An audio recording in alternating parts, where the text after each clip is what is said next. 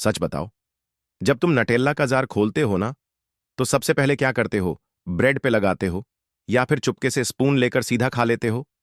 सच बोलूं, मैं खुद कभी कभी कंट्रोल ही नहीं कर पाता। लेकिन एक बात सोची है कभी, ये इतनी स्मूथ, इतनी क्रीमी और इतनी एडिक्टिव सी टेस्ट वाली होती कैसे है? मतलब सीरियसली, एक सिंपल स्प्रेड होकर भी इतनी परफेक्ट कैसे हो सकती है? और सच कहूं, हम रोज यूज करते हैं, लेकिन कभी रुककर सोचते ही नहीं कि ये बनती कैसे है। ये कोई नॉर्मल चॉकलेट स्प्रेड नहीं है। इसके पीछे एक प्रॉपर प्रोसेस है, स्टेप बाय स्टेप, बिल्कुल परफेक्टली कंट्रोल्ड। सब कुछ स्टार्ट होता है हाजलनट्स से। छोटे छोटे नट्स, लेकिन इनका काम बहुत बड़ा होता है। इन्हें रैंडमली यूज नहीं किया जाता, केयरफुली सिलेक्ट किया जाता है।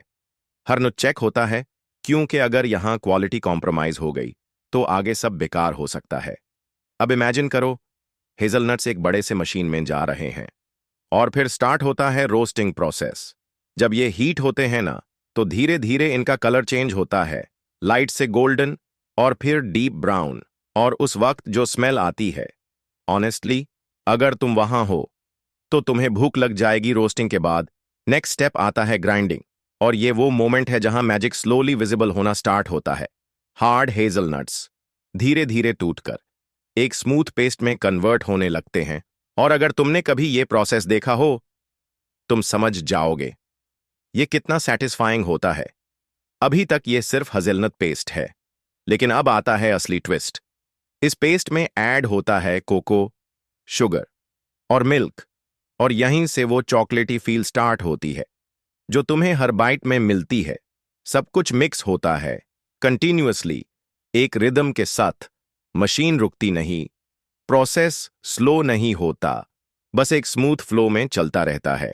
और धीरे धीरे एक थिक, रिच, क्रीमी मिक्सचर बन जाता है। लेकिन अभी भी काम खत्म नहीं हुआ। असली चैलेंज होता है कंसिस्टेंसी। इस मिक्सचर को इतना रिफाइन किया जाता है, इतनी बार प्रोसेस किया जाता है कि हर स्पून बिल्कुल स्मूथ लगे। न कोई ग्रेन्स, न कोई रफनेस, बस एक सिल्की टेक्सचर। वही टेक्सचर जो तुम जब स्पून से निकालते हो तो बिल्कुल स्मूथली स्प्रेड हो जाता है। और ऑनेस्टली, वही मोमेंट होता है जहां तुम्हें फील होता है कि यह कुछ स्पेशल है।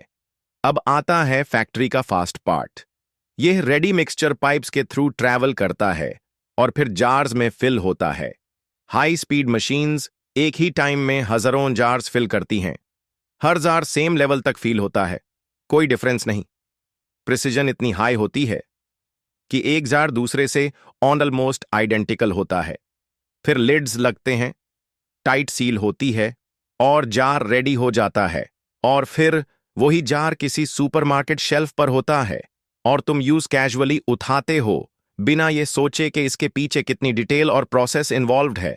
कभी कभी ना, हम चीजों को इतना नॉर्मल समझ लेते हैं कि उनकी वैल्यू ही भूल जाते हैं। एक सिंपल सजर, लेकिन उसके पीछे इतना बड़ा सिस्टम, इतनी मेहनत, इतनी प्रिसीजन।